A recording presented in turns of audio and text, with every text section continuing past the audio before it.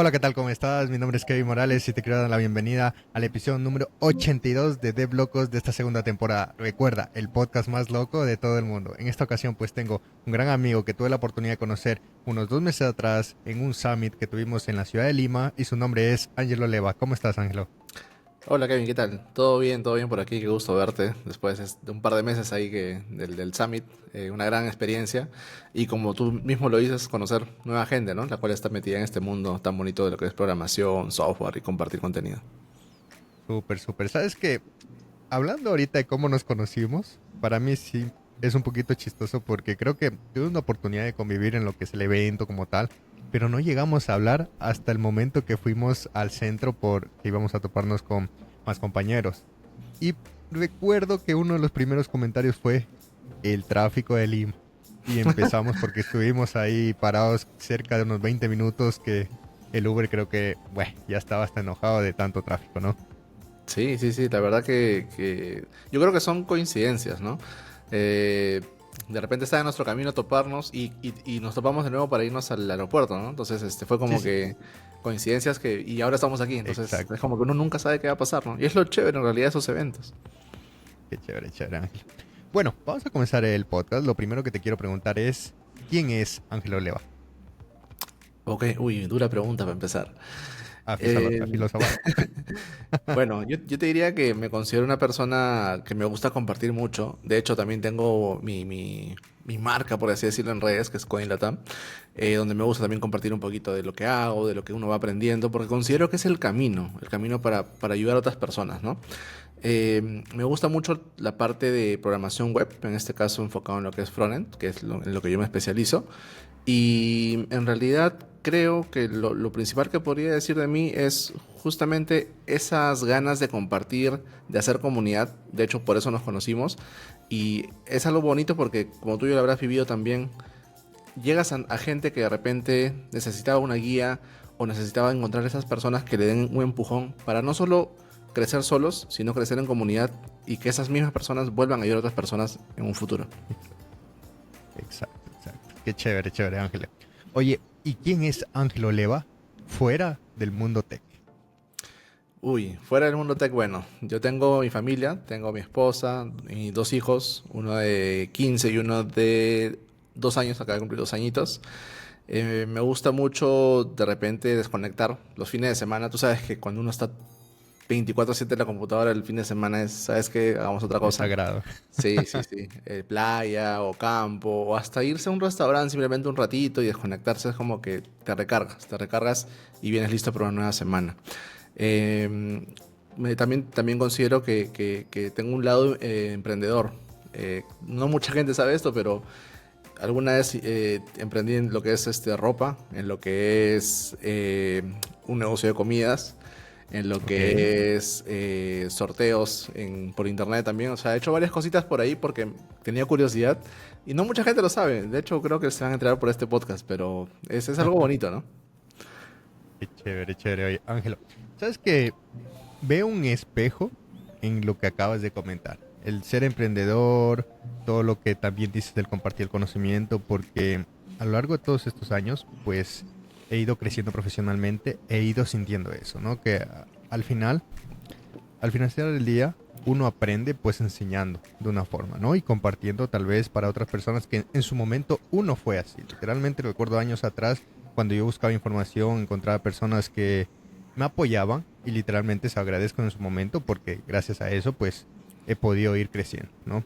Y la parte de emprendedor, también porque intento buscar una solución tecnológica a cualquier problema cotidiano o veo muy al fondo de lo que podría pasar. Ahora, en base a estas dos preguntas, ¿qué crees que te hizo este tipo de persona? ¿Por qué crees que eres un poco diferente tal vez a muchos otros jóvenes, muchas otras personas que en su momento pues llevan su rutina? Porque el emprender no es fácil. Tenemos que saber que el emprender no es fácil, hay muchas caídas, ¿sí? Y si nos ponemos aquí a hablar, creo que entre los dos, pues nos hacemos un podcast de 5 horas. Pero la idea es que hay que seguir, hay que persistir. Y porque también pues se une al hecho de compartir. Porque al final lo que comentaste sobre tu canal, sobre tu marca, eso también es emprender, porque al final Ujú. generas algo, generas un contenido que al final te arriesgas desde el minuto cero. Sí, a ver, yo creo que son varias cosas. En realidad, yo desde que estaba en el colegio, me acuerdo que había un curso justamente que se llama Emprendimiento Social o algo así. Ok. Y ya estaba metido ahí, ¿no? O sea, en ese, yo me acuerdo así, recuerdos, un par de recuerdos que era vender, no sé si conoces lo que es el aceite de oliva, de la aceituna Sí, sí. básicamente. Entonces, era vender eso, estando en segundo de secundaria, era generar una empresa, o sea, entender cómo es que funciona una empresa, lo que son ganancias, pérdidas, y siempre me gustó eso. Aparte, veía de repente a familiares que también tenían emprendimientos, pequeños negocios que poco a poco iban surgiendo. Y creo que eso te alimenta y te da muchas ganas de repente, oye, esta persona logró esto, ¿no? ¿Por qué yo no podría hacerlo? Y lo intentas, y como tú dices, sí, muchas veces hay más fallas o más, ¿cómo se dice esto? Cuando no tienes éxito, más, uy, se me fue la palabra, pero bueno, cuando no tienes mucho éxito, Fracasos. fracasos, exacto. Hay mucho más fracasos, pero en realidad yo no considero que sean fracasos porque son lecciones que te quedan para una siguiente oportunidad ya saber qué errores evitar, ¿Qué no ¿cierto? hacer? Ajá. Sí, es como en el código, cuando te equivocas, ya sabes que la próxima, uy, debí usar esto, no debí usar lo otro. Entonces es muy similar en la vida.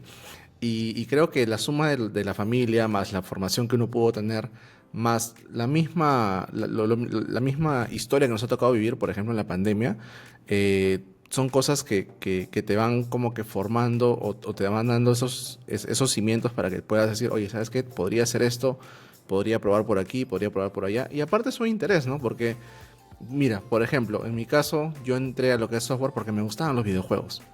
No sabía nada de programación porque en ese entonces no había pues mucho contenido como ahora, ¿no? Entonces yo creo que es igual. Tú entras de repente pensando en algo, pero ya en el camino te vas dando cuenta, oye, eso no era tan fácil como lo veía, ¿no? Porque uno de afuera lo ve fácil, dice, oye, no, por ejemplo tú, ¿no? Oye, Kevin tiene como 82 videos de podcast, debe ser fácil para él. Y en realidad no lo es. Es una preparación, es estar pendiente a quién invitar, quién es el siguiente del podcast, de qué temas vamos a hablar. O sea, es toda una preparación que mucha gente no ve desde afuera, pero yo creo que el que es el emprendedor sabe que tiene mucho por perder, pero también mucho más por ganar. Y esas son las Exacto. únicas, la gran diferencia con otras personas, ¿no? Que tú haces. A diferencia de la gente que quiere hacer y que dice, yo podría, y qué pasa si lo intento, nosotros lo intentamos. Y puede que fallemos, puede que no fallemos o que tengamos éxito, pero estamos aquí intentándolo, pues, ¿no? Yo creo que eso es lo que hace la gran diferencia entre los que simplemente se quedan con una idea y los que realmente intentan, por lo menos, volverlo una realidad. Qué genial, genial Ángelo, escuchar ese. Bueno, vamos a pasar al primer tópico del podcast, que prácticamente es hablar sobre tu experiencia. Y para ello, pues nos vamos a ir unos años atrás y me gustaría saber cómo fue ese primer acercamiento, ese primer contacto con la tecnología y hoy en día pues te ha ayudado a crecer y ser el hombre que eres. Claro. A ver, mi primer acercamiento yo creo que fue, como todos, una consola de videojuegos. Yo recuerdo que la primera consola que toqué fue el PlayStation 1 o el Nintendo 64, una de esas dos. Ok, Y tú sabes que los jueguitos pues siempre te llaman la atención y como estás en el colegio, porque yo estaba en el colegio en ese entonces, me gustaba mucho. Luego, la primera computadora que yo pude ver, que fue la que se compraron mis papás, era esas con los monitores que parecían un cubo inmenso, que pesaban toneladas, y me acuerdo que era una Compaq, que creo que ya no existe esa marca. Y en esa computadora había un juego que se llamaba Príncipe de Persia, no sé si lo conoces. Y era un sí, juego sí. de DOS prácticamente, de consola o algo así. Entonces me fascinaba ver, oye, cómo apretando las teclas puedo hacer que el personaje se mueva, el personaje salte, que tire la espada. Entonces decía, ¿cómo funciona esto por detrás, no? Porque es fácil verlo y entiendes, porque ya cuando juegas entiendes cómo se hace, pero ¿cómo está hecho por detrás? ¿Cómo hace la gente para que puedas programar eso, no? ¿Cómo haces que se mueva o que salte? Entonces siempre tenía esa curiosidad. Y ya en el año 2007, que yo entré a la universidad, estaba de moda todo lo que era pues, Counter-Strike, Half-Life, esos juegos. Igual me gustaban mucho. Y decía lo mismo, ¿no? Oye, qué chévere que haya tanta gente jugando en las cabinas de internet, que se volvieron súper populares en esa época. Toda la gente en una computadora al lado de la otra jugando y jugando y gritando. Pero decía por detrás, oye, ¿cómo hacen para que haya una red, para que no se caiga, para que no haya lag, por ejemplo? ¿O cómo es que puedo cambiarle la ropa a mi personaje? Y muchas cosas que uno considera ya por hechos, por ejemplo, los juegos de hoy en día, pues Dota, LOL, Fortnite, y es algo que ya los chicos que juegan ni se ponen a pensar eso, ¿no? Simplemente ya lo entienden porque viene así. pero yo creo que la curiosidad es algo que muchos de nosotros, y cuando digo nosotros me refiero a gente que está metida en programación, en tecnología, es algo que nos lleva justamente a hacernos esas preguntas, ¿no? Porque sería muy fácil jugar simplemente y ya, ¿no? O sea, como que todo ya está hecho. Pero eso de tratar de entender el por qué, qué pasa si hago esto, qué pasa si muevo esto, y en el código también ocurre, ¿no? Oye, y si utilizo esta tecnología o si utilizo esta librería mejor que la otra, ¿cómo me podría ir? Esa curiosidad yo creo que es la que me llevó a entrar a esta carrera que ya cuando estás en la universidad te das cuenta que no tiene nada que ver con videojuegos y que es matemática y física inicialmente, y ahí poco a poco vas viendo pues temas ya de carrera, ¿no? Pero fue lo que me llevó a elegir por ese nicho. Wow, wow. Oye, ¿y crees que esto de los videojuegos fue tu principal motivación para hoy en día, pues, a orientarte totalmente a la programación? ¿O probablemente cuando fuiste creciendo tuviste algún mentor, alguna persona que te llamó la atención y ahí sí, pues, digamos que entre comillas te desviaste a un mundo de programación? Porque al final sabemos que los videojuegos a primera instancia es algo que llama la atención, pero como tú lo explicaste, no sabes cómo funciona en sí. Pero Ujú. probablemente hay muchas personas que desde pequeños les llama la atención los videojuegos, llegan al momento, pero de entender código y se vuelven para atrás o no les gusta y toman otros caminos. Entonces, ¿en qué momento pues hubo esa brecha de que, mira, esto se hace con puro código, por puros letras, números, X y Ujú. me gusta? Buena pregunta. Mira, yo me acuerdo que cuando yo entré a la universidad justamente pensaba que iba a hacer, ¿no? Oye, que jueguitos, que mueves personajes, pero no, la realidad era otra. Hasta el segundo ciclo, si no me equivoco, que fue cuando empecé a ver, eh, en ese entonces era Visual Basic, en, claro, en visualbasic.net, básicamente. Y ahí era lo que se conocía como WinForms, pues, ¿no? Que era formularios de Windows, básicamente pantallas plomas con botoncitos y cosas que tú simplemente jalabas, hacías doble clic y ya tenías ahí el código para hacer algo. Y el hecho de ver eso y de que tú puedas poner por lo menos una alerta y que salga un mensajito era magia, pues porque estabas creando software, por más tonto que suene, estabas haciendo algo, ¿cierto? Entonces ahí es cuando yo dije, oye, esto me gusta crear este tipo de interacción entre las personas y software. Y en ese entonces no existía todavía lo que se conoce hoy como el frontend. Yo no sé si te acuerdas, pero hubo una época en la que a todos los llamaban simplemente webmasters, Sí, sí. a todo lo que era web, pues, ¿no?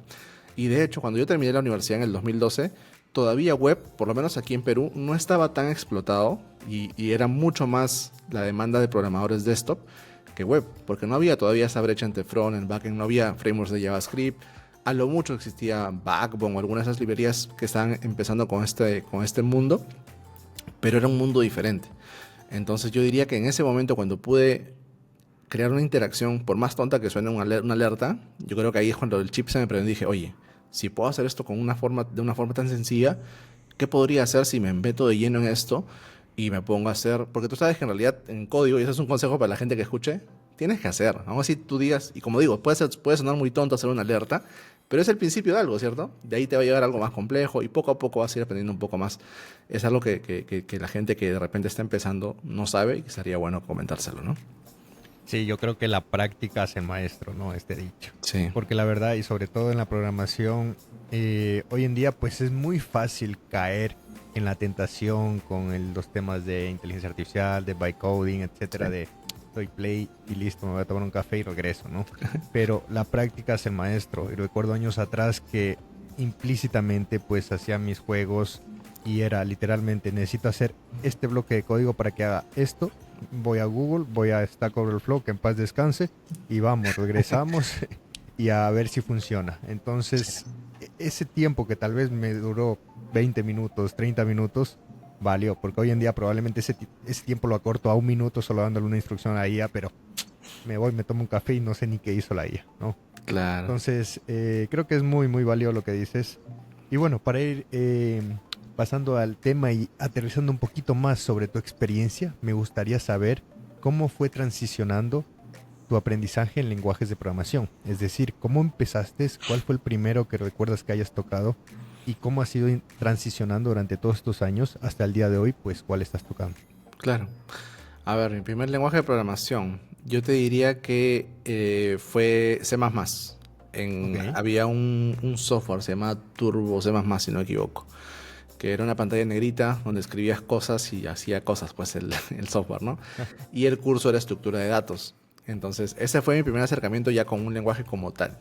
Luego también a la par aprendí lo que te mencionaba hace un rato, que es Visual Basic, que era prácticamente C Sharp, pero para enfocado en desktop. En realidad creo que es lo mismo, la verdad me podría equivocar, pero era C Sharp básicamente con formularios de Windows.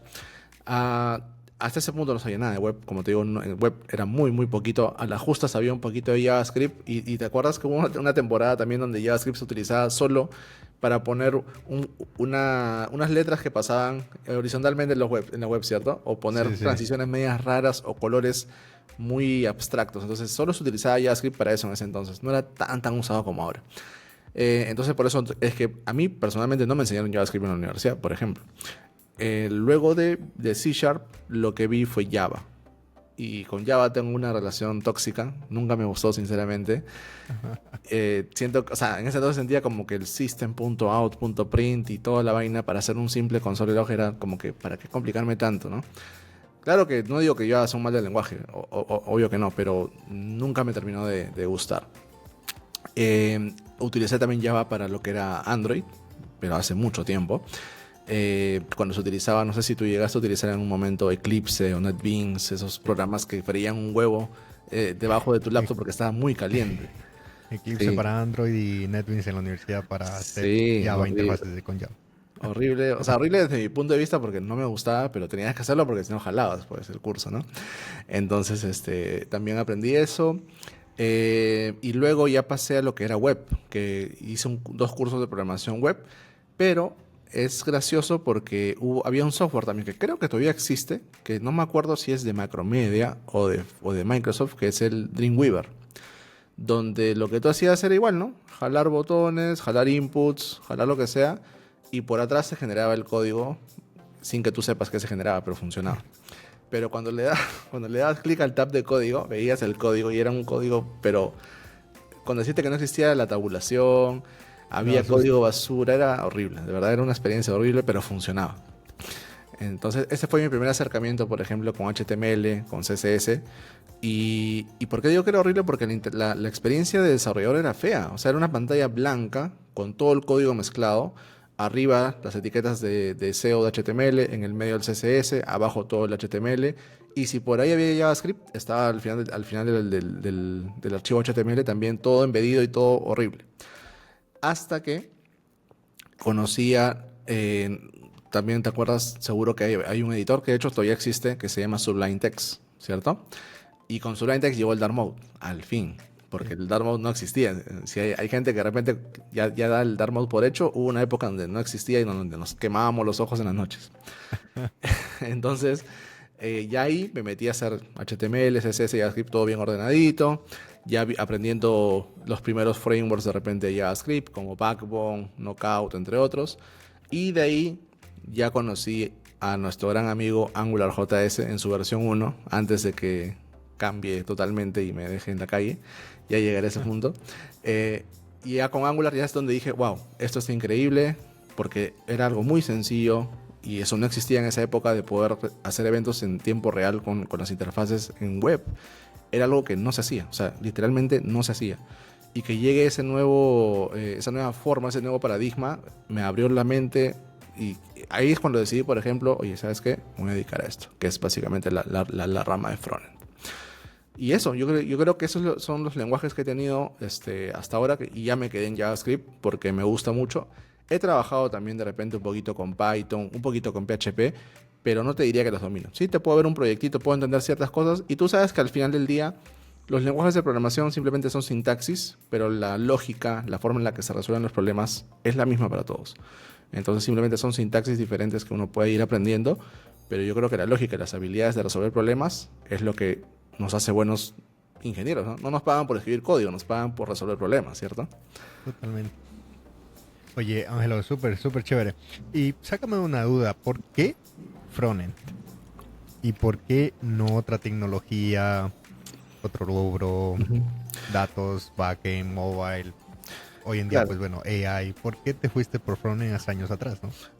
Yo creo que por lo que era todo esto, o sea, era tan nuevo que dije, wow, quiero meterme en esa nueva onda porque me gusta la interacción desde, como te mencioné, cuando hice ese botoncito que le daba el doble clic y aparecía el evento de manejar el clic, decía, wow, qué tantas posibilidades que hay en ese entonces en formularios de Windows, y luego viéndolo para páginas web donde puede acceder cualquier persona desde cualquier parte del mundo, era como que, wow, las posibilidades son infinitas. Sumado a eso, también tengo que añadir algo más. En ese entonces, te hablo del año 2012 más o menos, eh, había un programa que era todos los jueves, que creo que todavía ocurre, de los chicos de Platzi ex Mejorándola, donde ellos los jueves mostraban justamente, y hablaban de pura tecnología. Oye, salió esto nuevo, salió esa tecnología, salió esa librería. Y entonces yo miraba y decía, wow, qué chévere, porque sacaban cosas que eran nuevas para mí y para mi entorno. Entonces tomaba de ahí algo y lo traía para acá.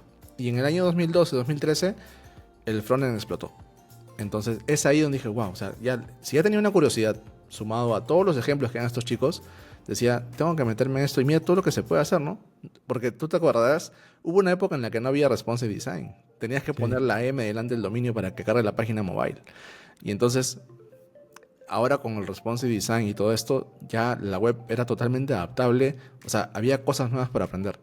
Y eso, yo creo que esa curiosidad de siempre aprender cosas nuevas te lleva pues a elegir, ¿no? Algunas cosas que te gustan. Y en ese caso era lo que me gustaba. Y hasta ahora me gusta, de hecho. Y ahora con AI, como tú dices, ya, o sea, es como que mandar una exponencial infinito, ¿no? O sea, tienes mucho poder, pero si es que tienes el conocimiento básico y necesario de lo que tiene que hacer la IA. Porque la IA sigue órdenes, pero tú eres la persona que tiene que decirle, oye, estas son las reglas a seguir, utiliza estas buenas prácticas, no alucines y muchas cosas más, pues, ¿no? Chévere, chévere, Ángel. Bueno, justo hablando de la IA, vamos a entrar a este gran tema. Y lo primero que te voy a preguntar es algo que estoy seguro que te lo han preguntado tanto tus seguidores como familiares, amigos. Y es, ¿qué piensas acerca de que la inteligencia artificial reemplazará a los desarrolladores de software? Buena pregunta, sí, sí, de hecho, y yo creo que es una pregunta que todo el mundo quiere saber y de hecho muchas personas tienen enfoques diferentes, ¿no? Yo considero que en realidad no nos van a reemplazar, por lo menos en unos 10 años, espero. Pero hoy por hoy la IA no puede crear cosas, o sea, no puede como que entender lo que hace una persona al 100%. Me refiero a, oye, estos son los requerimientos que tiene el negocio. Estas son las prioridades. Deberíamos irnos por este lado. Esas cosas la IA, tú puedes darle de repente algunas direcciones, pero no vas a saber elegir entre A o B dependiendo de lo que el negocio te diga. Hay mucha interacción con el humano todavía. A nivel de implementación de código, a nivel de que tú le digas, oye, créame un CRUD o créame un login o hazme todos los pasos para hacer un formulario, eso sí lo hace, porque es implementar, es algo que ya lo ha hecho 1000 veces. Lo que hay que recordar aquí es que la inteligencia artificial es simplemente un compendio de todas las cosas, de repente de todas las preguntas de Stack Overflow, que ya están resueltas, pero ya tiene la respuesta inmediata, ¿no? Entonces, pedirle cosas las va a hacer, y lo va a hacer, y va a funcionar. Pero el problema, o lo que nosotros tenemos que trabajar, es en, oye, esto funciona, pero está bien hecho por detrás, es mantenible, es escalable, sigue los patrones que seguimos en la empresa, el estándar de código se está manteniendo. O sea, esas cosas yo creo que sí, las puedes entrenar a la IA, pero ya el hecho de que estés entrenando a una inteligencia artificial ya requiere un factor humano. Eso quiere decir que no te van a reemplazar, porque la IA no va a aprender de la nada. Alguien tiene que enseñarle, por lo menos al día de hoy que estamos grabando esto. Entonces yo considero que es más una herramienta que viene a potenciarte, como tú dices, hace, no sé, 5 años, hacer toda una implementación era pues estar acá escribiendo código, tomando café. Hoy por hoy, si tienes todas las reglas definidas, oye, ¿sabes qué? Crea esto, sí, toma esto como referencia, acá está el documento de requerimientos y ya está. Te vas, te tomas tu café, una siesta, vuelves y debería estar como tú esperas Y que esté. probablemente, con O sea, suerte. con las reglas bien definidas, con los estándares y con mucho contexto, como se dice, yo creo que sí puede llegar a ser el trabajo de alguien, pero en la parte operativa, en la parte de pensamiento crítico, en la parte de discernimiento, de priorización, y más que todo habilidades blandas, la IA nunca lo va a hacer porque no es un humano. Ese es mi Claro. pensamiento, por lo menos. Totalmente, en general la parte humana, ¿no? O sea, y lo que tú dices es verdad, y sobre todo aterrizar para las personas que están escuchando este podcast o lo están viendo, que el criterio es importante de la persona que le está dando las órdenes. Sí, Ujú. porque ahí, fuera de todo esto, hay muchas grandes empresas, hay big techs que en muchas ocasiones siento que han lanzado solo humo. Es decir, el típico marketing de crea una aplicación, el próximo Uber con un prompt. No, Sí. o sea, si nosotros nos ponemos a pensar, lleva mucho trabajo, lleva mucha lógica, un equipo gigante, entre otras cosas. Entonces, hay personas que he tenido también la oportunidad de verlas y que literalmente creen que con un prompt pueden hacer de todo, ¿no? Lo que sí es que como para un problema cotidiano y que te resuelva, probablemente para ti, funciona. Para algo escalable creo que se complica a no ser que, bueno, sigamos unos requerimientos como tú lo dices. Pero, ¿qué piensas acerca de todo este boom de AI y de todos los IDs, de todas las big techs que están como Ujú. que promocionando que la vida es fácil en este sentido, ¿no? O sea, que como que todos los años que estuvimos nosotros atrás con nuestro famoso amigo Stack Overflow, pues eh, hoy en día pues no es nada.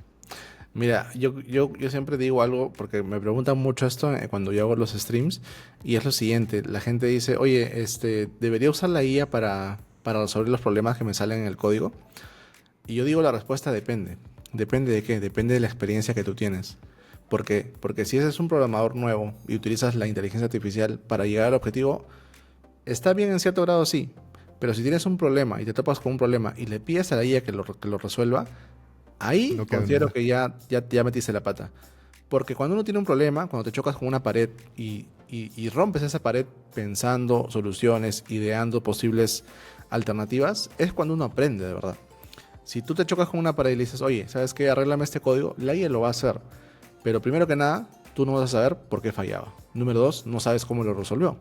Y número tres, no puede haber magia para un programador. El programador tiene que conocer el código al derecho y al revés. Entonces, si es que no estás en ese nivel, no uses la inteligencia artificial. Si es que tú sabes cuál es el error, por qué está pasando y ya sabes lo que la IA va a hacer, está bien. Ahórrate unos minutos y dile que lo resuelva. Pero si no tienes los conocimientos, en realidad no es el camino. Por lo menos yo no recomendaría eso porque te estás limitando y estás dejando de aprender algo que te puede servir mucho más adelante en el mismo proyecto o en otros proyectos. Algo que sí valoro mucho de la IA es algo que pasó en mi trabajo. Un día un product manager se nos acerca y nos dice, oye chicos, ¿saben qué? Tengo un proyecto que quiero mostrarles. ¿Y que había hecho este PM? Se había metido a B0, a la herramienta de Vercel, para lo que es inteligencia artificial, Para y había prototipo P. hecho básicamente un MVP de un software que resolvía un problema que teníamos como empresa. Bueno, no como empresa, como equipo. Ok. Entonces, por ese lado, muy bien, porque él hizo una demo y dijo, oye, ¿saben qué? He detectado que hay este problema y sé que hay un backlog inmenso de cosas por hacer, pero quise probar la IA para ver si podía plantear una solución o por lo menos algo visual, visualizar la solución, ¿cierto? Que es algo que quiere mostrarse al negocio para que el negocio apruebe que se haga un software ya con ese mockup y en base a eso meter dinero y meter tiempo para que la gente pueda trabajar en eso. En ese caso está bueno, porque es una solución propuesta, pero eso no significa que ese código que ya está generado por la IA se va a usar. Sirve como referencia para crear un software desde cero, con las buenas prácticas, con los estándares y con todo lo necesario, pero ya basándose en un MVP. En ese caso yo creo que está bueno. Pero si vas a llevarte directo a producción algo que ni siquiera sabes cómo funciona y que por atrás puede que sea una telaraña o puede que sea un Frankenstein, en realidad vas a tener mucho más problemas que beneficios al final del día, ¿no? No, totalmente, totalmente. Y el otro día, pues yo tuve la oportunidad de ver un video en YouTube, pues literalmente una persona que eh, uno se daba cuenta que tal vez no tenía criterio. Inclusive en el video decía que él no tenía conocimientos de programación. Tenía el título, el famoso clickbait, te das tu aplicación a Android con... Ah, No ya me recuerdo si era con Cursor o con Windsurf, pero con uno de estos IDs. Y rápido. Literal, hizo un to-do list. Al final me quedé viendo los casi 40 minutos y hizo un to-do list. Y yo me pongo a pensar, ok, hiciste una aplicación, chévere. El to-do list tal vez te sirva para ti, internamente para ti, para Kevin Morales, para Ángel Oleva y listo. Y vayas ahí poniendo tus tareas y vas eliminando, etcétera. Pero ¿cómo haces algo escalable y con algo valor agregado? Ujú. Y independientemente, esta persona no sabía, ¿no?, de temas de programación, porque recuerdo que ahí, como tú dices, le pedía que sale un error en Android Studio, arréglalo.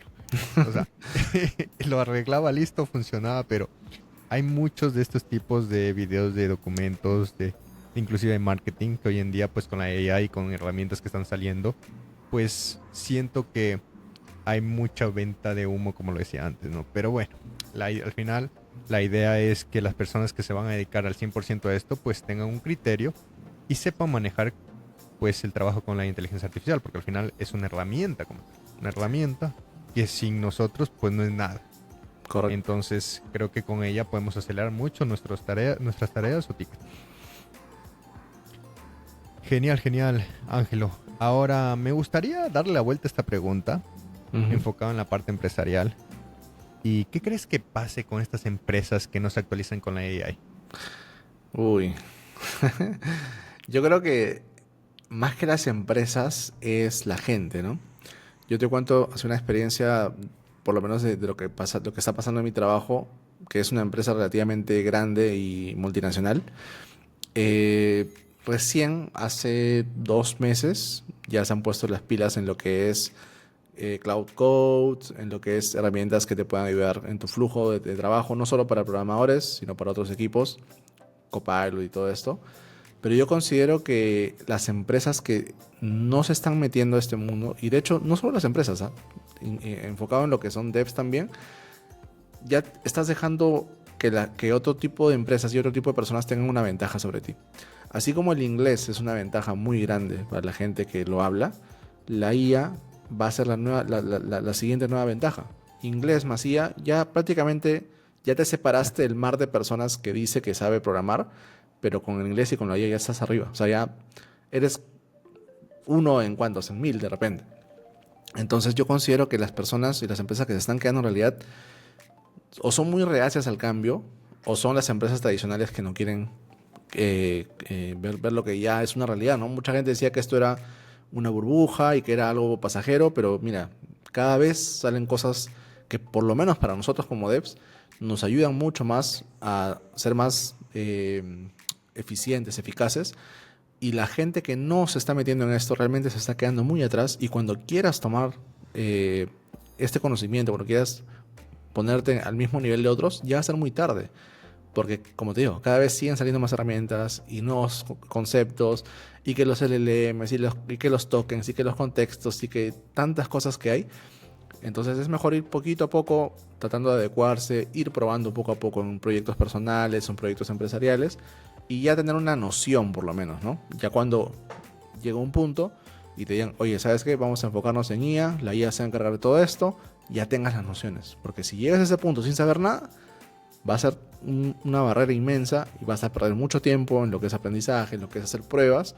Cuando lo puedes hacer pues fuera de cámara, cuando lo puedes hacer de repente en proyectos personales, pero siempre es importante tener una noción de las cosas, ¿no? Sobre todo esto que está tan en tendencia a nivel mundial, ni siquiera es como que una o dos empresas lo están haciendo, todo el mundo lo está usando y lo está usando para bien, ¿no?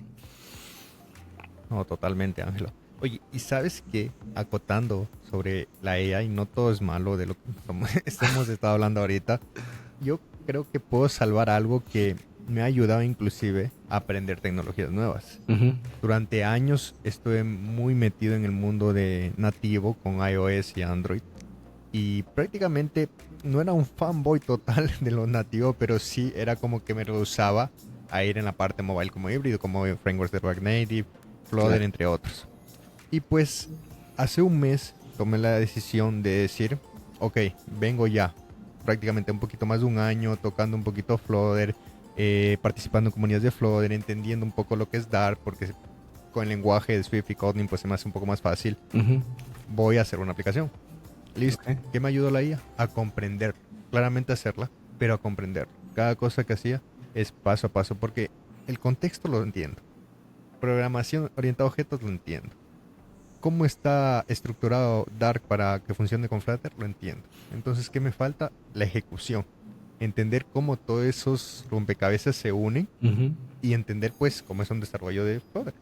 Claro. Entonces, acercando eso, me ayudó bastante y creo que la IA hoy en día para aprender una nueva tecnología es 10 puntos.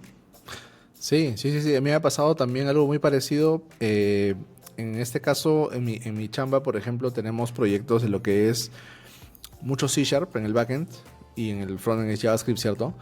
Entonces C Sharp no es mi fuerte. Entonces hay muchas cosas que a veces se implementan, no sé, pues Terraform, que Amazon Web Services y tantas cosas que uno da por hecho, pero que siempre está bueno entenderlas. Entonces el otro día, utilizando Cloud Code, dije, oye, a ver, Cloud, ayúdame a entender la estructura del proyecto, qué es lo que hace cada carpeta, y eso es lo chévere, ¿no? O sea, ya no tengo que decirle al arquitecto, oye, un ratito, ¿me puedes explicar cómo funciona? Exacto. Ya la IA te da las nociones que necesitas para saber por lo menos, oye, acá está tal cosa, este módulo hace esto, si quieres hacer esto y esto, acá tienes un ejemplo, quieres que lo documente, te crea un archivo Markdown, o sea, excelente por ese tipo de casos. Entonces, por eso decía, es una herramienta, ¿no? Que hay que saber usarla. Pero si no tuviéramos el conocimiento, no podrías moverte, por ejemplo, de Swift o de Kotlin a Flutter porque estarías perdido, ¿sí o no? Pero tú, como tienes ya el conocimiento, ya es más fácil para ti moverte porque ya sabes el resultado esperado. Genial, genial, Ángelo. Bueno, vamos a pasar al tema principal, que es hablar acerca del futuro del desarrollo web y las nuevas arquitecturas del frontend. Entonces, me gustaría saber cuáles son esas nuevas arquitecturas versus las viejas, que podríamos nombrarlas de esa forma, Ajá. y qué se va esperando para un futuro en arquitecturas y cómo ha ido evolucionando. Porque justamente en tu presentación hablamos sobre que 2012, 2013, 2014 y prácticamente han pasado unos 10 años y ha Sí. habido unos cambios grandes que qué se puede esperar de aquí al futuro, ¿no? Claro. A ver, en el tema de arquitecturas, sinceramente, y cuéntame también si es que esto pasa en mobile, yo creo que se enfoca mucho más en el lado del backend. Ahora, no es que el frontend no se pueda seguir arquitecturas, claro que sí se puede, pero muchas veces, y esto creo que aplica para todos los lenguajes, es que seguir una arquitectura o un patrón de diseño no siempre es la respuesta. O sea, a veces complicarse de más solo para que se vea bien el código no es necesario. Exacto. Entonces yo diría como que es algo opcional a veces, siempre depende, como buen senior depende, pero son temas que siempre hay que conocerlos. En el lado del front, yo te diría que lo que se solía hacer hace mucho tiempo, y de hecho se sigue haciendo de repente un poquito, es la clásica, ¿no? La MVC, el modelo vista controlador, que sí son relevantes todavía porque resuelven los problemas que tenemos todos, ¿no? Oye, ¿sabes qué? Quiero tener la lógica, una vista, y cuando pase esto, se actualice tal. Ya, listo. Se resuelve y está bien. Pero en el lado del front, por lo menos, hoy por hoy está de moda todo lo que son microinteracciones, por así decirlo, ¿no? Tenemos del lado de React, por ejemplo, lo que son los componentes del lado del servidor, donde ya no necesitas el JavaScript en el lado del cliente, porque, si es que alguien no lo sabe, cuando tú cargas mucho JavaScript en el lado del cliente, tu aplicación es muy lenta. Y ves una pantalla blanca hasta que JavaScript cargue y se ejecute. Entonces, para evitar eso, ahora hay componentes del lado del servidor. O lo que se conoce como el renderizado del lado del servidor. Y la otra arquitectura que está muy de moda también del lado del front es lo que son las arquitecturas de islas, que es algo que hace Astro, por ejemplo, ¿no? Donde, ¿sabes qué? Puedes tener todos los frameworks o todas las librerías de JavaScript que tú quieras, no solo de Astro, puedes tener un React, un Angular, un Vue, y las pequeñas porciones o los pequeños componentes que tengas, que quieras que tengan interactividad, son islas chiquitas que se van a meter en el DOM. Entonces, eso también está muy de moda. Yo creo que ese es el camino que están siguiendo muchos frameworks hoy en día, que es esto de islas o de renderizado al lado del servidor, justamente por el problema que tiene JavaScript, que JavaScript por defecto carga en el cliente. Entonces, si quieres una página rápida, te conviene que sea un archivo estático o un archivo que venga ya del servidor listo para que el cliente lo pueda ver. Claro, no, totalmente. Te cuento que acá en mobile, pues cuando recién comencé años atrás, recuerdo el MVC, el Model View Controller, que era la arquitectura por excelencia que Apple pues la proveía para aprender, ¿no? Pero no para desarrollar. Entonces era como que, ok, ¿quieres empezar a aprender iOS? Anda por la MVC. Pero a partir de ahí pues nacieron otras arquitecturas y una de las más famosas y que viene de la mano con Jetpack Compose, que es la librería para construir pantallas y Swift UI, pues es MVVM, el Model View Model. Entonces, ¿qué pasa con esto? Que me encanta lo que dices porque es verdad, en muchas ocasiones hay arquitecturas mucho más robustas, como por ejemplo en Android, MVI o para iOS Viper, que para hacer tu proyecto no es necesario y que probablemente tu proyecto tiene 3 vistas, Sí. que cada 3 módulos y que esas 3 vistas tienes que crearlas solo para un módulo como 5 vistas y que solo es conexión. Ok, lo va a hacer más escalable, sí, pero ¿qué tan escalable va a llegar? Si te vas con la visión de crear no sé, pues una aplicación de aquí multinacional a nivel una startup o algo grande, pues creería que poco a poco va a ir mejorando eso. Inclusive he tenido grandes amigos que han trabajado en empresas de delivery de aquí de Latinoamérica y literalmente han implementado Viper por el tema de escalabilidad de millones de usuarios que tienen y por tomar el desarrollo. Trabajan 100 desarrolladores en un solo código. Claro, Entonces, claro.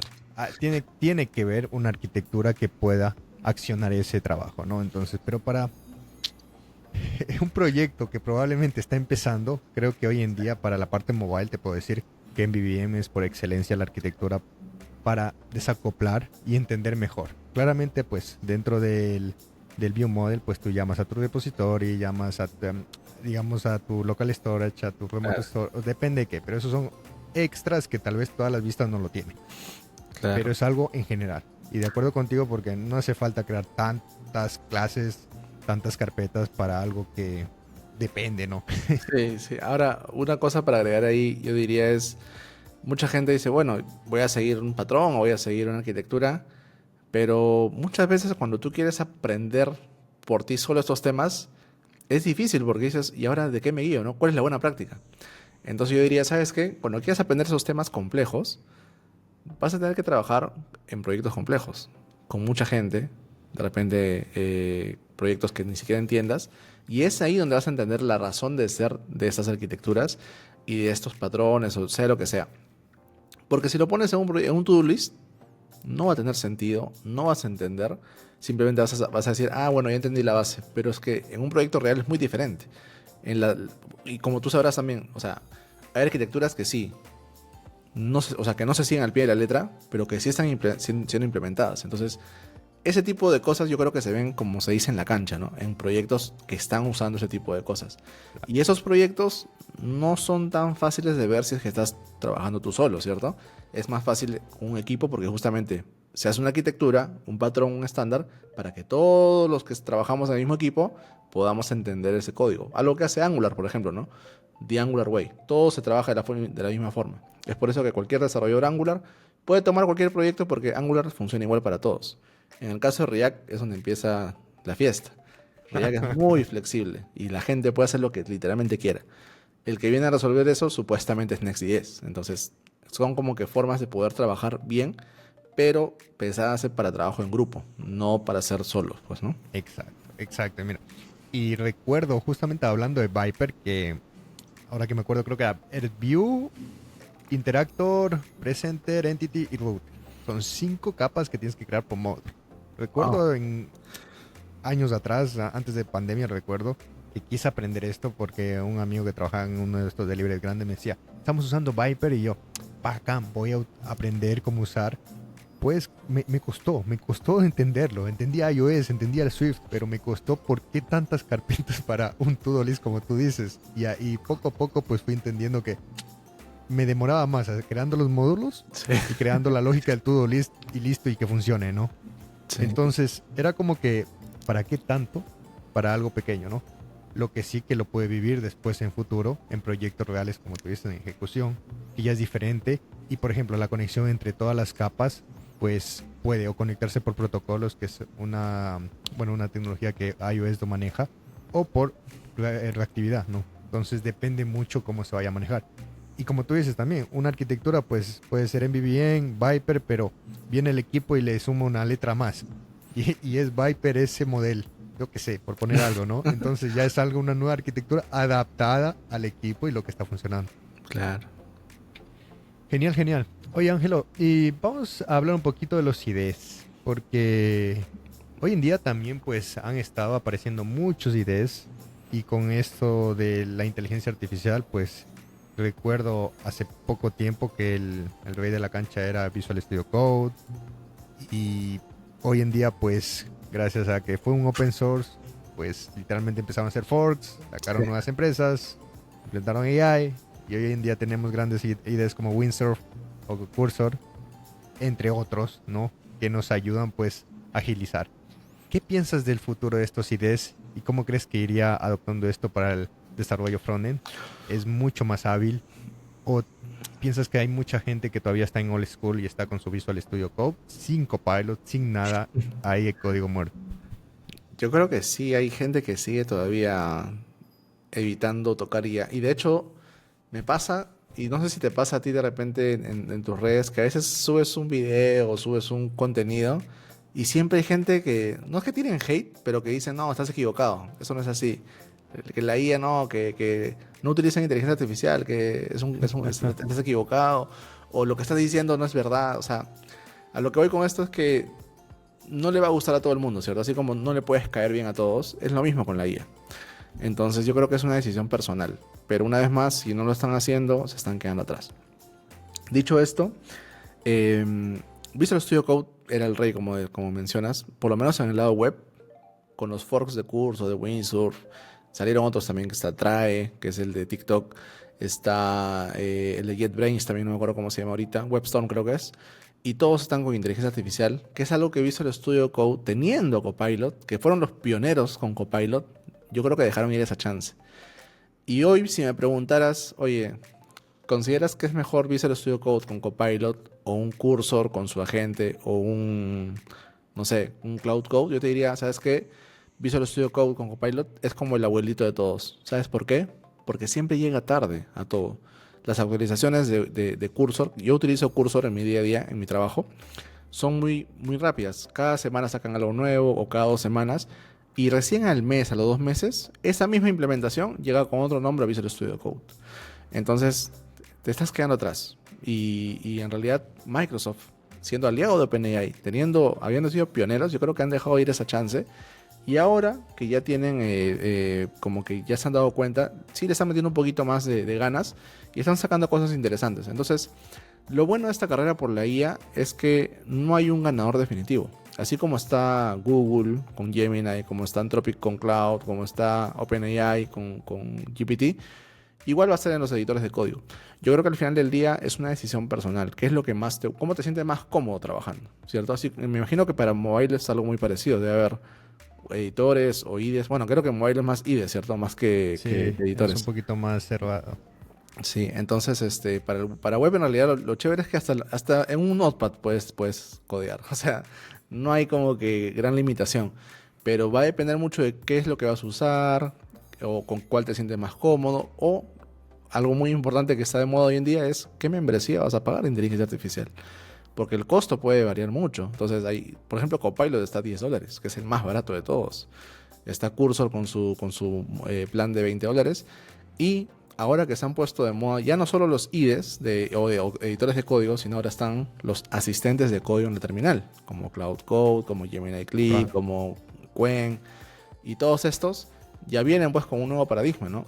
De hecho, yo era muy reacio a esto inicialmente, hasta que me dijeron, ¿sabes qué? En un live me dijeron, oye, ¿vienes a hablar mal de Cloud? Pruébalo y vuelve en una semana a contarnos qué tal. Yo dije, ya chicos, lo que hice en ese live fue comprar Ya en, vengo. en vivo la licencia de Cloud Code y tengo que decirles de verdad que es un viaje de ida. Probé Cloud Code y de ahí no he salido. Cursor lo utilizo, pero no lo utilizo para las herramientas de IA. Todo lo que es IA lo hago con Cloud Code porque considero que su modelo es muy bueno y me ha ayudado bastante para, como te decía, documentación, de repente resolver un par de problemas, detectar problemas de performance y muchas cosas que otros agentes no lo hicieron bien en su momento y ahora con Cloud Code siento que tengo como que lo que necesitaba, ¿no? Es como literalmente es como tener un programador al lado tuyo al que le preguntas cosas, con el que discutes, el que te da un plan para hacer algo y luego lo ejecuta, lo cual me parece muy chévere. Wow, wow. No, yo no he tenido todavía la oportunidad de tocar Cloud Code. Sí lo he visto. Te diría que lo Estoy pruebes. por ahí. Tengo que hacerlo para, para ver mismo ese viaje de ida y no de regreso. Sí, no, y lo bueno es que vive en la terminal, o sea, es independiente de la plataforma, del sistema operativo. Tendrías que probarlo. No sé cómo va para móvil, pero me imagino que puede Mira, que esté bien, ¿no? te cuento un poquito de mobile cómo es el panorama, ¿no? Todo nació primero con Gemini en una actualización de Android Studio, pues sacaron su propio agente Ujú. y empezó. Tenía su agente, pero Gemini no está bien optimizado como para código como es Cloud. Entonces, lo probé Tengo varias la misma veces. percepción, dicho sea de paso. Lo probé, ok, hacía lo básico para construcción de pantallas, sí, pero mucho contexto no es que tenía que literalmente, no tenía tanto contexto del proyecto, un poquito complicado. Después vino el abuelito, como tú dices, en este caso para mobile, para mí el abuelito es Apple, con Xcode, con su idea de Xcode que implementa Cursor, viene a Android con Gemini y ellos vienen después, siempre después. En algunas ocasiones les sale bien la jugada y sacan un buen producto, pero en otras pues llevan 2 años y todavía esta semana leí que ya no van a estar con OpenAI, sino que van a estar con Google, con Gemini, entonces están como que probando y creo que están ahí atrasados también. ¿Qué pasa con Xcode? Salió Xcode 26 con el nuevo sistema operativo de iOS y salió con OpenAI. O sea, te puedes conectar a la cuenta de OpenAI o a la de Cloud. La de Cloud pues te permite solamente si eres de pago. Y la de OpenAI te deja pues ciertos prompts Ya. durante X tiempo y de ahí 24 horas y se resetea. Pero nuevamente, OpenAI pues tampoco de mi perspectiva no es tan bueno como para el código, ¿no? Como para el día a día, yo lo uso, OpenAI con ChatGPT lo uso todos los días para generar temas del podcast, todo, pero como para code, no, o sea, no es mi perspectiva. Después de unos tiempos, pues yo ya venía probando Cursor y me di cuenta pues que era pues lo ideal, pero decía, ¿cómo conecto? Porque para tú programar en iOS necesitas una idea y para programar en Android necesitas iOS, no es como web, ¿no? Claro. Entonces, poco a poco pues fui aprendiendo con extensiones y hoy en día pues literalmente uso Cursor para generar las aplicaciones. Inclusive en el trabajo, bueno, intento no tocarlo mucho por el tema de, delicadeza, por el tema de también de la parte lógica y eso, pero cuando es algo de resolver o algo de entenderlo, rápidamente Cursor. Es más, nos ayudan con licencias, entonces nosotros tenemos que aprovechar eso como para poder implementar lo que es la AI en el trabajo. Claro. Entonces, es la forma que hoy utilizo con Cursor. Yo estoy muy feliz con Cursor de momento. Intenté probar Windsurf en su momento también, pero no sé, me llamó la atención Cursor. Hoy en día, pues, con Deblocos, pues, tuve la oportunidad de tener el ambasador aquí en Ecuador. Justamente el 29 de noviembre vamos a dar un primer meetup aquí en Quito. Pues, Ah, la qué gente que chévere. está aquí en Quito, pues, bienvenida. Vamos a tener nuestro primer meetup de embajador aquí en Quito. Y me ha ayudado, me he metido en el mundo de Cursor, estoy entendiéndolo muy bien. Empecé a hacer una aplicación de justamente del podcast de Deblocos, le hice en una semana en Flutter, sin haber hecho años atrás una aplicación. Entonces dije, wow, sin mil posibilidades que puedo hacer con Cursor y más aún entenderlo rápidamente. Lo que años atrás era, ok, lee, practica, equivócate, listo, aquí, Sí. ok, entiendo ya el contexto por debajo, el background de todo lo que es la programación. Solamente es entender cómo funciona la ejecución, justamente el ejemplo que te daba de Flutter anteriormente. Claro. Entonces yo creo que Cursor para la parte mobile es una buena decisión también si lo sabes manejar, porque al final en muchas ocasiones pues tienes una idea aparte, pero puedes ir manejándolo con Cursor. Entonces me llevo de ver cómo funciona Cloud, porque creo que es una de las herramientas. Lo he visto en bastantes videos, te he visto a ti también el otro día, vi un video tuyo pues explicándolo y dije, wow, o sea, sino que tengo que reconocer algo y que yo no soy muy amante ni muy amigo de la terminal. Entonces creo que desde ahí Ah, creo que hay... pero yo creo, tampoco, ¿ah? Yo tampoco lo era y decía, ¿así? de hecho, esa fue la barrera. Decía, ¿cómo vas a hablar con la terminal? ¿No? O sea, Sí, mejor algo visual, ¿cierto? Entonces, cuando lo pruebas y te das cuenta que realmente tiene muchas, pero muchas cosas interesantes, ahí es cuando dices, wow, o sea, se me estaba perdiendo esto, ¿no? wow. Ahora, eso aplica por lo menos en web, ¿no? En móvil sí, no te podría decir, tendrías que probarlo, sinceramente. Voy a probarlo y voy a regresar con la respuesta. Ahí está. Para la Genial, segunda genial. parte. Genial, Ángelo, genial. Chévere. Oye, y para ya ir terminando este tema principal muy interesante, me gustaría pues me ayudes respondiendo una de las preguntas que inicialmente pues fue surgiendo sobre el tema del front. Hablamos de 2012, 2013, 2014 que me dijiste que hubo auge de frontends, de la parte web. En menos de 10 años todo esto ha cambiado bastante. O bueno, 10 años un poquito más. ¿Cómo ves el futuro? ¿Cómo proyectas a que de aquí a 5 o 10 años pues la web cómo seguirá? Porque si tuvimos un crecimiento exponencial muy grande y hoy en día con la inteligencia artificial, ¿qué te esperas de aquí en los próximos años? Buena pregunta. A ver, primero que nada yo te diría, hoy por hoy, y me toca leer esto mucho en Twitter y en diferentes plataformas, veo bastante que con la IA el frontend se murió. Y me imagino que lo has leído por ahí también alguna vez.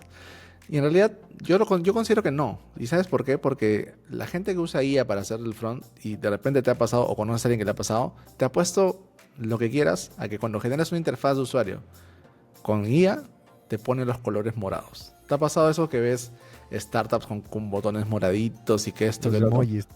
Exacto, o Le sea, agrega emojis. es como utilizar Bootstrap. En realidad es algo muy...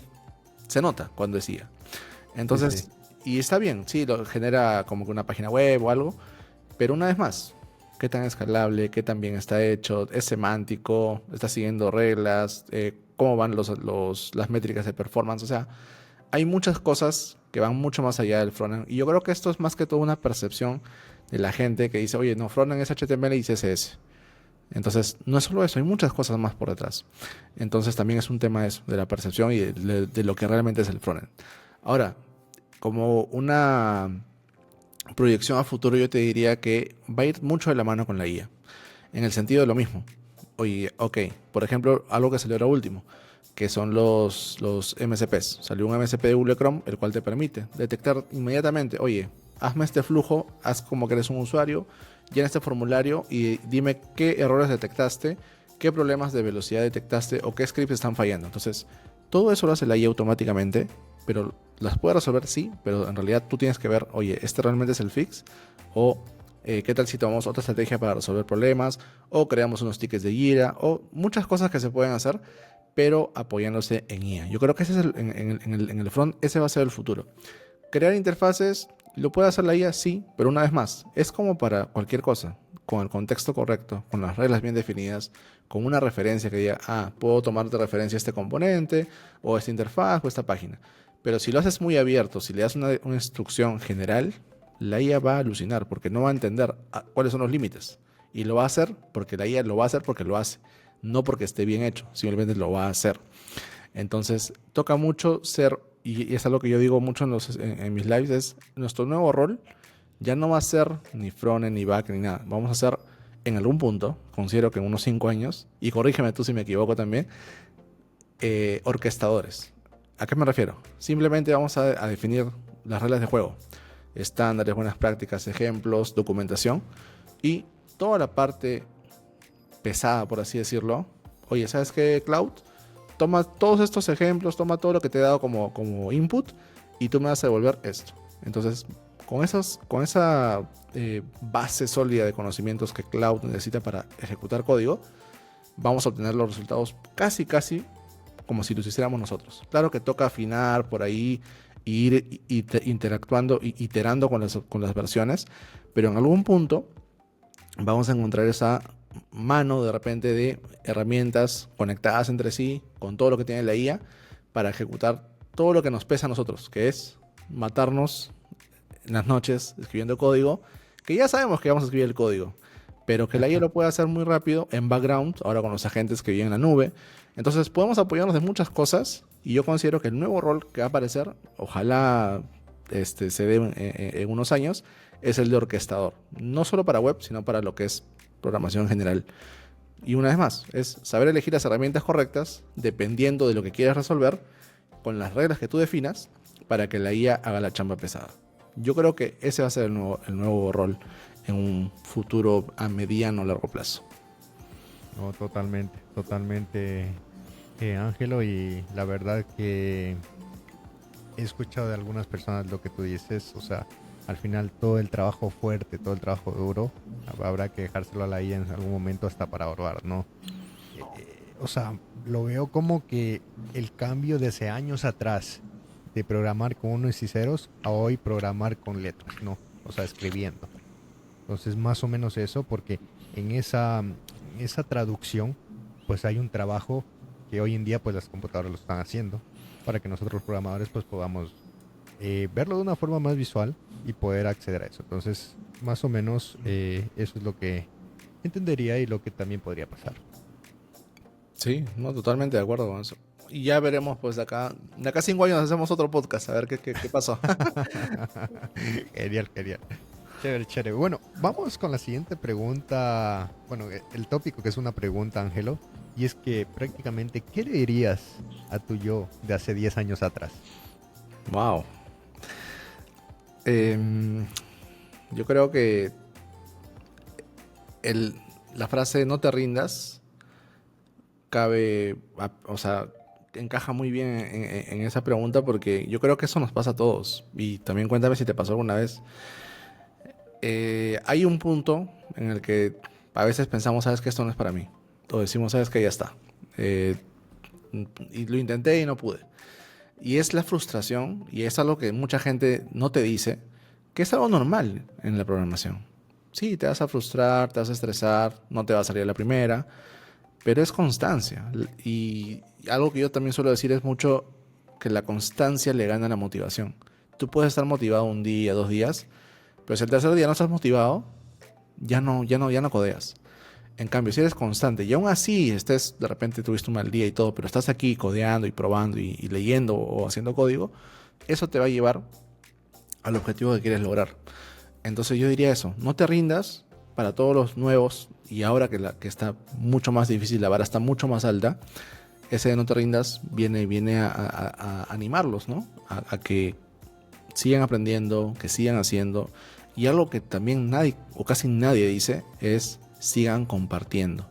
Porque tú puedes ser muy bueno codeando o lo que sea, pero si nadie te conoce, si nadie ve tu trabajo, ¿cómo te van a contratar? ¿Cómo van a llegar a ti? Entonces el compartir, de repente abrir un stream, de repente compartir en Instagram, lo que sea, suma. Y suma para tu carrera. Entonces yo diría eso, ¿no? A mí, y también quisiera saber cómo te fue a ti en esto, es, a mí me daba mucha vergüenza salir en la cámara al inicio. O hablar Sí. solo. Decía, ¿qué voy a...? O sea, veía a los que hacían stream y decía, ¿qué voy a hacer yo eso? O sea, es imposible. Y ya cuando ya lo haces y te lanzas y intentas y sigues, ya o sea, se te hace algo normal, ¿no? Y hay mucha gente que quiere hacerlo y no lo hace por la vergüenza. Entonces yo digo, y es algo que yo les digo mucho a mis seguidores, chicos, compartan lo que hacen. Métanse un servidor en Discord, pongan un link, digan, oigan, denme feedback. O, no sé, en una publicación en LinkedIn, lo que sea, pero hagan y tengan visibilidad. Esa visibilidad es la que te va a llevar a conocer gente, a encontrar una chamba y a hacer networking, ¿no? Entonces, yo creo que esos son los consejos que yo me daría a mí mismo, pero también se los doy a la gente que está empezando en esto y que no sabe qué hacer o que no sabe qué esperar, ¿no? Que es eso, no rendirse y compartir para que puedas generar la visibilidad que necesitas justamente con la finalidad de conseguir una chamba. Wow. Pues chévere, chévere Ángel, Leo, que nos puedas compartir esto y para responderte a tu pregunta, literal, pues nunca me vi como vos grabando frente a una cámara y pensando si alguien me va a ver después. El tema del podcast, literal, lo he contado algunas veces y nació con uno de mis socios de una startup que tenemos acá en Ecuador y le dije, ¿sabes? Vamos a crear un podcast que vengo pensándolo hace años, bueno, desde que me gustó el desarrollo, pero no sabía qué herramienta utilizar, no tenía una cámara, no tenía luz, nada, ¿no? Entonces, vamos a crearlo con la cámara de computadora. Encontré una aplicación que se llama Riverside, que dice que está hecha para generar podcast. Veamos, cuesta tanto, le dije, no voy a pagarlo, vamos con la parte gratis a ver qué tal. Y me lanzo. Si sale bien, chévere, continúo. Si no, pues primero y último, primera temporada de cero y acabamos y eliminamos y quemamos ese podcast. Entonces, literal, grabé con él. Inmediatamente grabé con él. Si tú te vas al primer episodio de Dev Locos, inclusive en Spotify, tengo una anécdota que el audio de él no está subido, solo estoy yo hablando y no se le escucha a él. O sea, Wow. y en el video pues se ve algo pues un poco nervioso, un tema como que sí, pregunta-respuesta y como que ya acábate ya, terminemos ya rápido Sí. esto.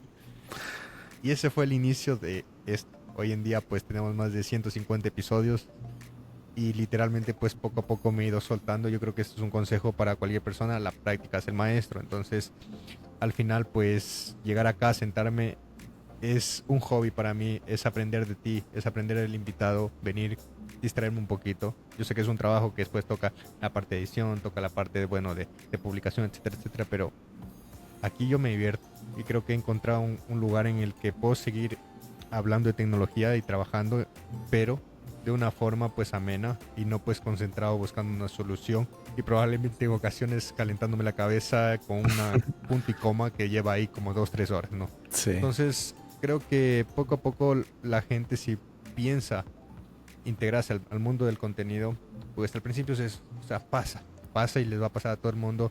el tema de la vergüenza, el tema inclusive cuando va a charlas. Hoy en día pues he tenido la oportunidad también de dar más de 40 charlas. Y si te contara la primera, pues yo quería que se acabara eso rápido y hablé, creo Sí. que tenía 20 minutos y di la charla en 5, no sé.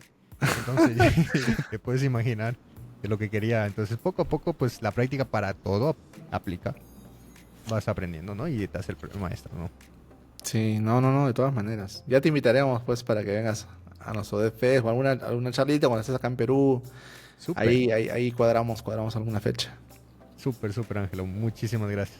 Bueno, vamos a ir con las preguntas de DevLocos, las preguntas sorpresas, que son 5 preguntas. Ok, Y bueno, ahí ok. te va la primera, Ángel. ¿Recuerdas cuál fue tu primer pago como desarrollador de software y qué hiciste con él? Uy, sí, sí me acuerdo. Básicamente tirarlo a la basura en una discoteca. Bueno, no aprendan esto ya. Para las Sí, personas que están escuchando, no aprendan esto. la verdad que sí. No era mucho tampoco, así Era que el típico que llegabas y decía, yo invito. O sea, sí, literalmente, pidan. literalmente. Genial, genial.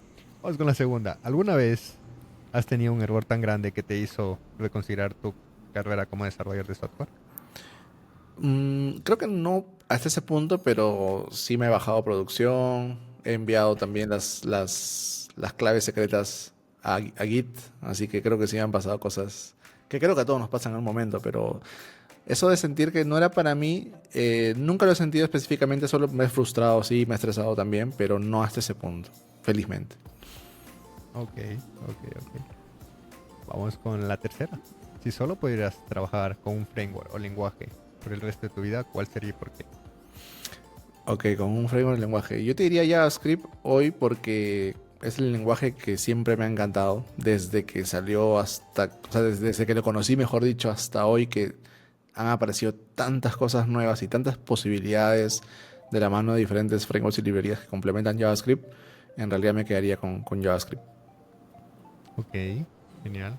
Ahora demos la vuelta a la pregunta y si pudieras borrar un lenguaje de programación del mundo, ¿cuál sería y por qué? Java, sí o sí, porque lo odio. No, mentira. O sea, considero que Java. Y ahora, así es en un paréntesis. ¿Se sigue usando Java para móvil o ya no? Ah, para Android no. O sea, de que puedes hacer, lo puedes hacer. Puedes crear aplicaciones, Ah, ok, ok. pero no me quiero imaginar el Kevin que creó aplicaciones que todavía tengo hace 6 años, 7 años atrás. Y hoy en día, pues el lenguaje por excelencia es Kotlin. Te A hablo eso de iba, Android, ¿no? O ¿no? sea, si haces una Entonces, comparación entre Kotlin y Java. no, olvídate, olvídate. No, No. entonces Eh, estamos en la misma onda, entonces. en algún momento de mi vida fui fanboy de Apple. Y bueno, empecé por iOS y después en el 2016-2017 quise probar Android y me encontré Java.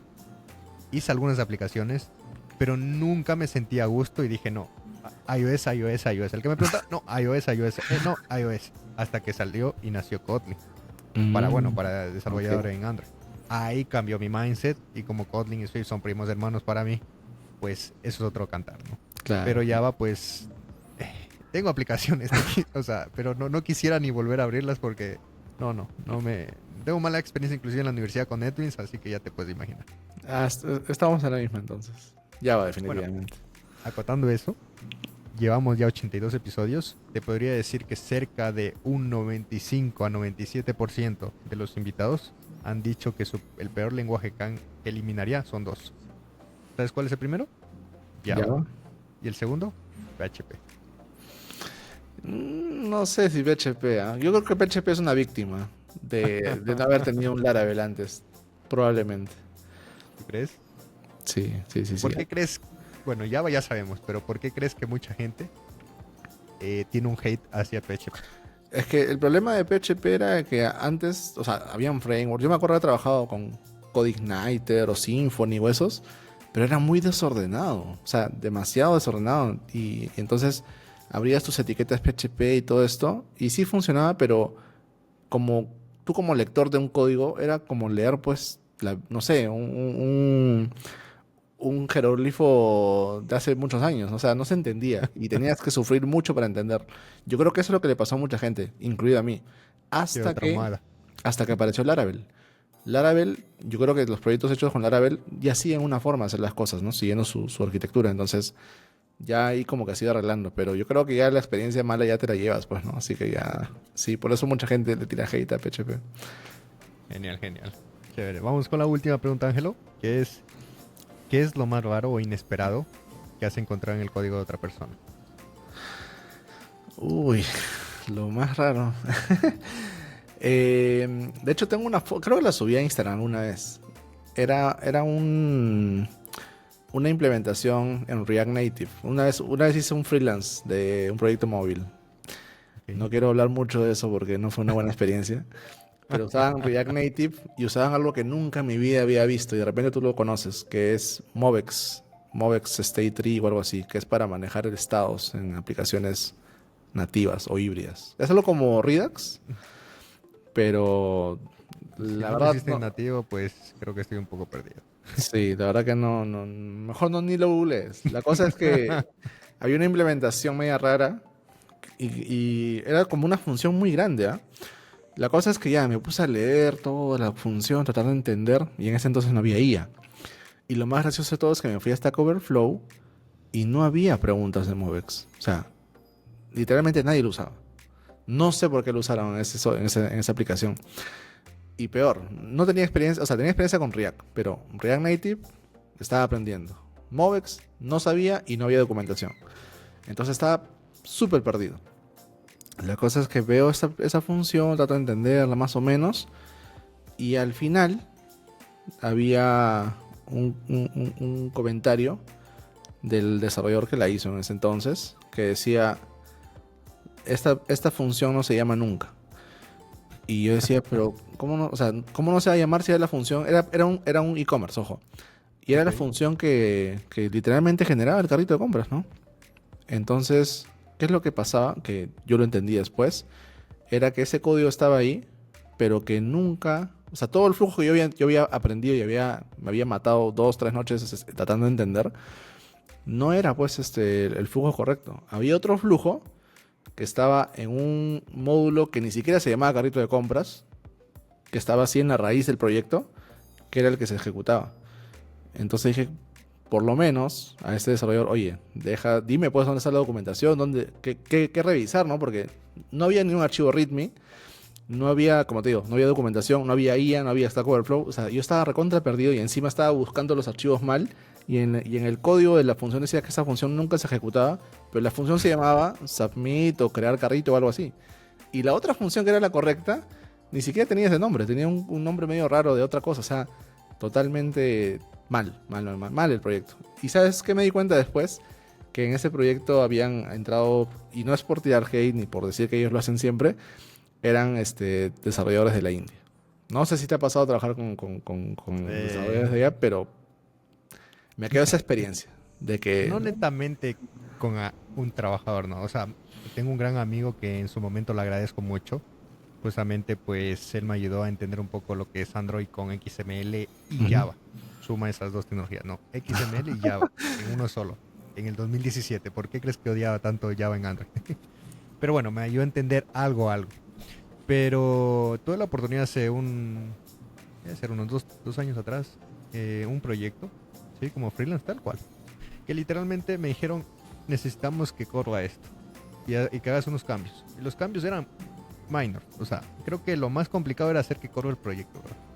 Literal, estuve más de una semana y esa arquitectura, otro nivel. Había clases de 2500 líneas de código. Wow. Había bloques de, ponle, de unas 100 líneas comentado. ¿Cómo sigues tú eso? Y yo me tiré literalmente una semana para entender qué hacía el proyecto para cambiar probablemente un label, un color, porque no sabía dónde. No Ese es sabía el dónde. problema. O sea, te hablo hace 2, 3 años que tal vez la IA no está en full. Hoy en día pues hubiera sido más bacán, chévere, dale, hazlo tú, Sí. entiende tú y después me explicas. Pero, wow. Y después, lo mismo con Android. Me pasó lo mismo con Android. Y decía ahí, pues creado por tal, en tal año. Y era un proyecto que estamos hablando del 2017 por ahí. Entonces, a veces como siempre digo, lo barato sale caro, ¿no? Sí. En mantenimiento. Entonces, sé que ese proyecto vino de la parte de Asia, de allá de donde lo crearon. Sí, por alguna razón. Por alguna razón. Genial, genial. Bueno, Ángelo, ya estamos acabando el podcast. Por último, vamos a ir con el último tópico, que es prácticamente que nos des un consejo para la comunidad de DevLocos, para estas personas que quieren iniciar en el mundo de la programación. Sí, claro. A ver, yo les diría que independientemente del rubro, porque ustedes saben que en programación tienes a móvil, UX, web, entre otras cosas, piensen o intenten visualizarse en dónde se ven. Es decir, ¿cuál es su objetivo? ¿Por qué están aprendiendo a programar? ¿Qué es lo que quieren hacer? Y en base a ese objetivo, creen un camino, una estrategia. Porque hay mucha gente, y esto pasó mucho en la pandemia, que viene a este rubro pensando en el dinero, pensando en que es fácil, que en 2, 3 meses ya está. Y eso es totalmente falso. Entonces yo les diría lo siguiente, ¿no? Hagan una estrategia, pónganse ni siquiera un sueño, un objetivo con diferentes metas chiquitas y mídanse mucho. Aprendan a tener métricas de su aprendizaje, de su avance. Eso los va a llevar mucho más lejos de que si lo hacen simplemente por hacer. ¿Por qué?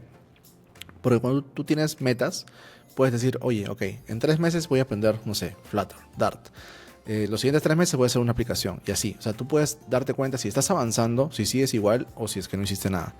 Entonces, eso te va a llevar a tu objetivo o a tu sueño, a donde tú quieras. Si no tienes una estrategia, nunca vas a llegar. Y si no te midas, mucho menos vas a saber si no estás avanzando en tu camino para llegar a donde quieres estar. Yo te diría que eso aplica para cualquier rama de programación o de tecnología, y es más, para cualquier carrera.